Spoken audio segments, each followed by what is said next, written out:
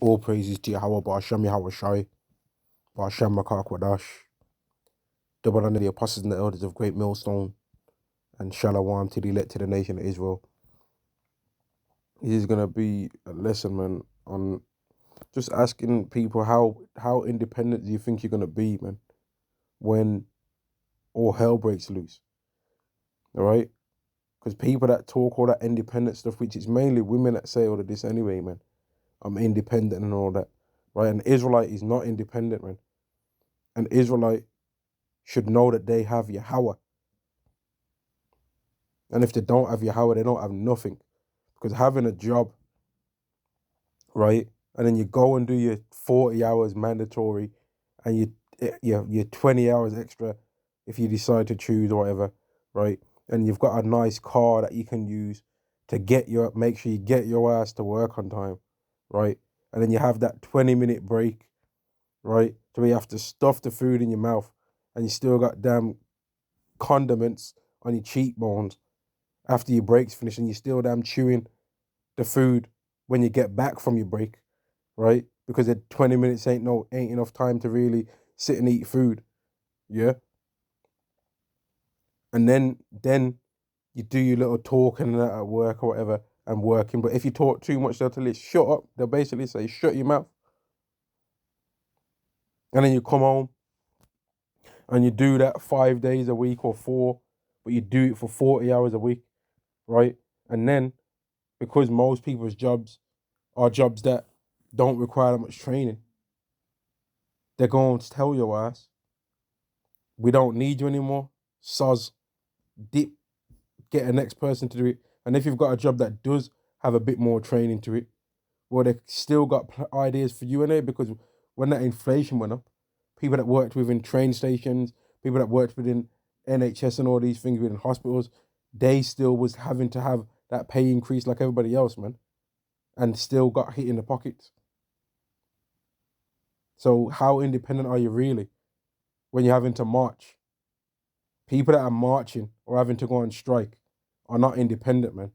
They really are dependent on this society propping them up, keeping them going, man. So let's not fool ourselves here. Jeremiah chapter 9 and verse 23. Thus saith Yahweh, let not the wise man glory in his wisdom, neither let the mighty man glory in his might, let not the rich man glory in his riches. And that's that dependent talk, independent talk. Oh, I don't need nobody. I'm on my own thing. Well, you're not really, are you? And a person that thinks that they got the right wisdom and they got the right glory and they got the right might, right, and they got the right riches, how often do you think somebody like that's going to pray? How often is a person that thinks that they've got it all already themselves going to pray? Not very often, if you ask me. And not very often if you ask the scriptures, right? Forget me. Proverbs chapter 30 and verse 7. 2 things have I required of thee. Deny me them not before I die. Remove far from me vanity and lies. Give me neither poverty nor riches. Feed me with food convenient for me, right? So not too much, not too little. Balance. Lest I be full and deny thee and say, who is Yahweh? So if you glory in your wisdom and your riches, especially the riches, man, the riches seems to be the one that you just the most proud, man. That riches, if you're rich, you just seem to be a bit more proud than any of the other ones, man. Than any of the others. That's the one, that's the top one, man. And the others are additions to the riches, man. But people that are rich are the most proud a lot of the time, and they're the most proud because all people in this society desire to be rich, man. All the people of the world in this society desire to be rich, and they're prepared to go any means necessary to do it a lot of the time. And that's why all these people in this celebrity world are selling their soul, man, and then all these stories come out about them afterwards. Verse 9, lest I be full and deny thee and say, who is Yahweh? Or lest I be poor and steal and take the name of my power in vain. So you don't want to have too little either, right? Because then you'll be thinking that God just hates you and you're going to curse out his name, and then you're going to end up dead, man, for doing that. Verse 11, there is a generation that curseth their father and doth not bless his mother. There is a generation that are pure in their own eyes, and yet is not washed from their filthiness. Now, some of our parents, like in this world, man, they might be out there, man. So I ain't gonna say to nobody that they need to just be all up. Think that that scripture saying that they have to be all up by their parents, just praising them all the time, because it's not saying that, right? It's not saying that, man. Because sometimes you might have to be away from your family in this world because they ultimately don't even want you to believe in Yahweh, and they don't want you to believe in Yahweh Shai, right?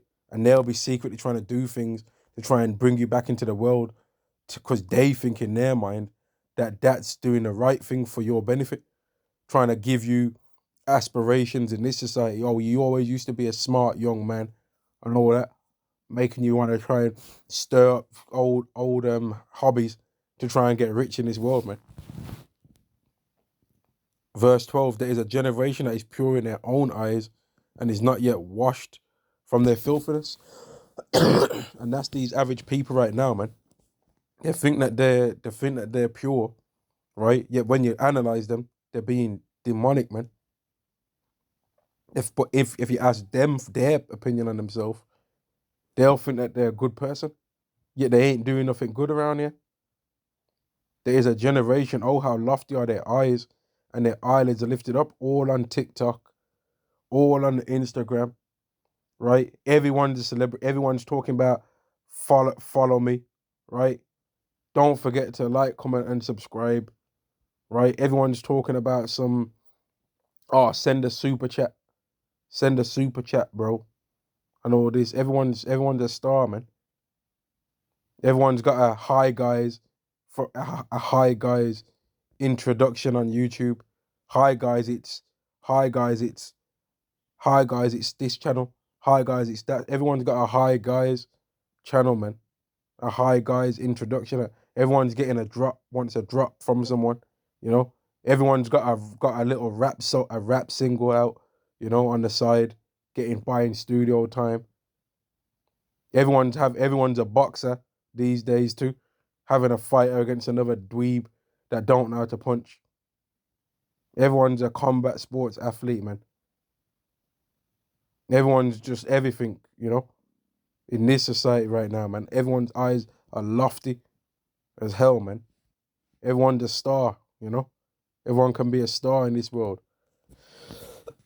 or so they think, man. There's a generation whose teeth are as swords and their jaw teeth as knives to devour the poor of the earth and the needy from among men. And that's Esau, man. Demons, man. And people say, oh, how are you gonna call humans demons? Well, simple. Because they are, aren't they? That's exactly what they are. These people in this world are bugged out, man. They're bugged out. Their mind and their desire is to try and drag everybody else down with them, so that they can also face the flames. 1 Peter chapter 4 and verse 3. For the time past of our life may suffice us to have wrought the will of the Gentiles when we walked in the lasciviousness, lusts, excess of wine, revellings, banquetings, and abominable idolatries, wherein they think it strange that you run not with them to the same excess of riot, speaking evil of you. So people will be all up in your face, smiling, but when they're behind your back, they'll be talking about, oh, this and that. Oh, nah, but he's always on that Bible thing.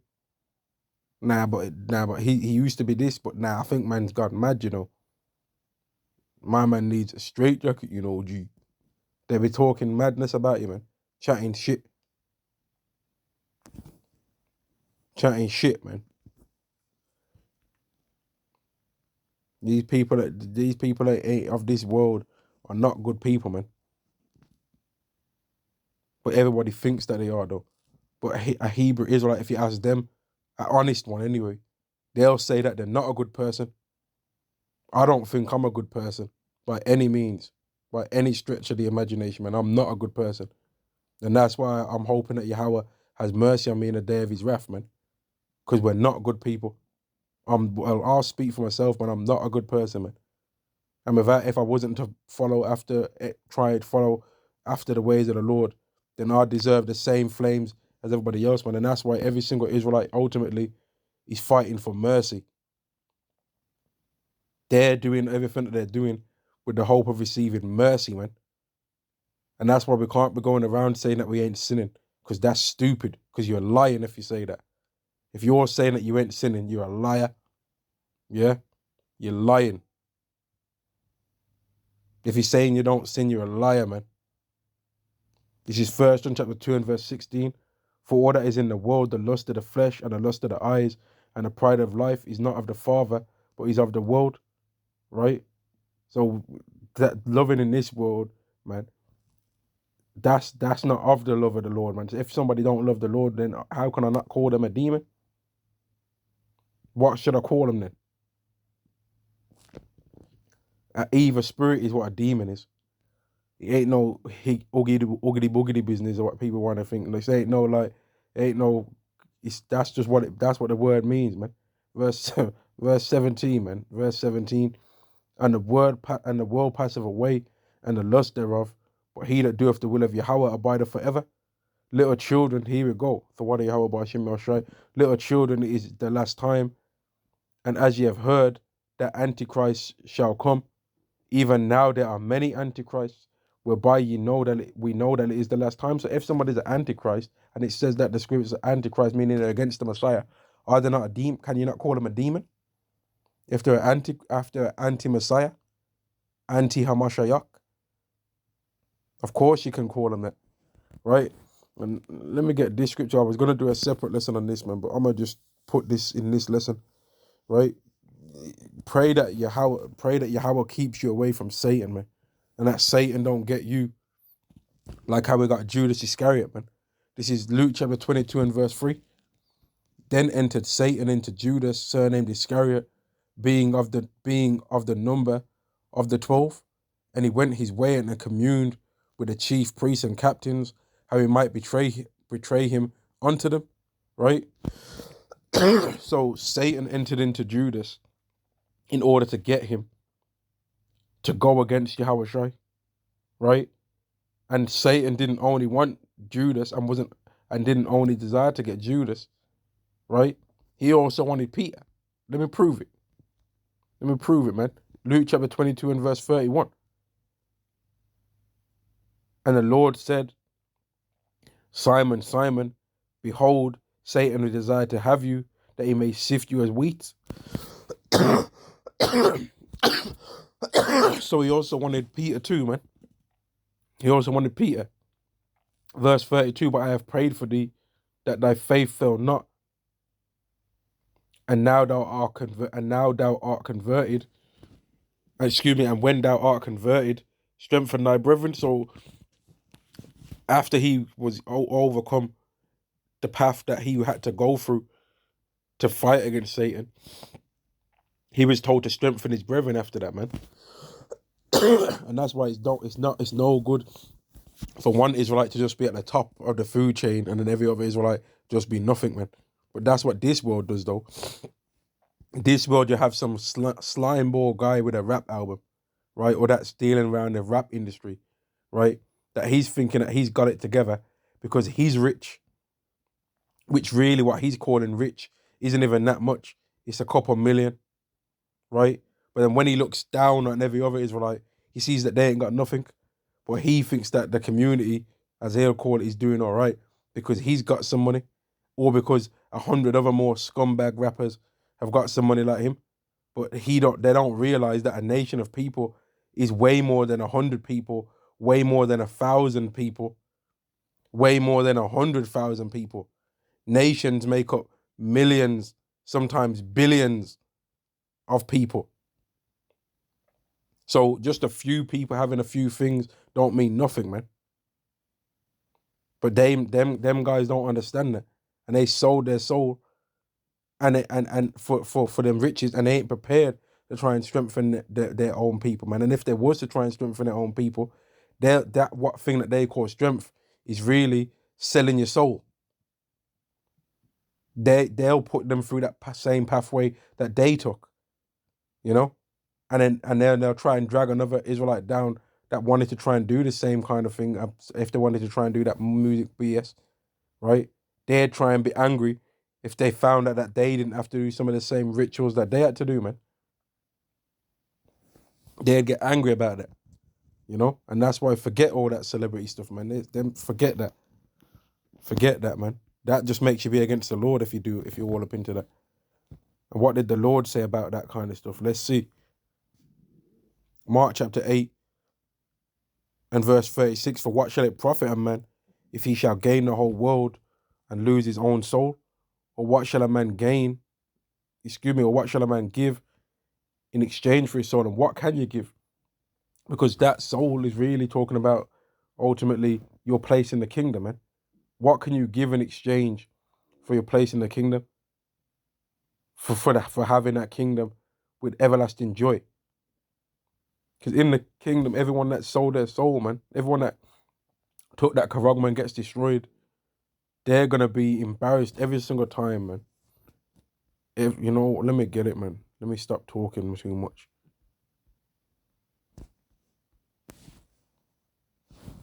Daniel chapter 12 and verse 2.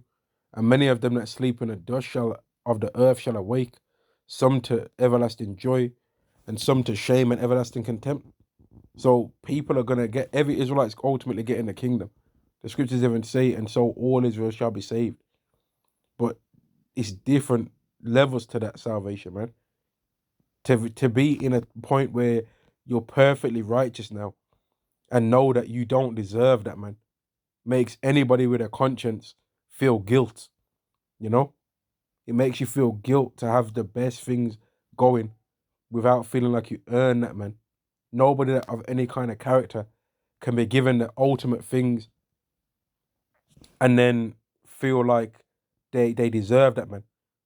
Like imagine you betrayed, like let's use a wife and a husband example. Imagine a wife betrays her husband, right? Commits adultery on him several times over and over and over again, and then he's just still treating her good and gives her everything that she wants, man. Even a woman, how wicked they are, they'll still feel guilt, man, and they'll say that the man's too good for them. And that's us that are the adulterous woman in terms of the whole nation of Israel, man. And we don't really deserve the Lord to be over us. But that's still what he did anyway, because we didn't choose the Lord. We didn't fight against the other nations in some kind of Hunger Games competition to decide who's going to be the chosen nation. We just was the chosen nation. We just are the vessels of mercy that have afore been prepared unto glory. That wasn't of our own skill. We didn't have nothing to do with it, man. Yet we're going to get it all the same. And they didn't make themselves be in the situation that they are. Yet they're going to get the punishment that they're going to get all the same. That don't mean nothing. Because when it was time for the Israelites to get punished, they didn't care. They wanted to fulfill that part of their role. So when it's time for us to deal out the same thing, we're going to fulfill our part of our role.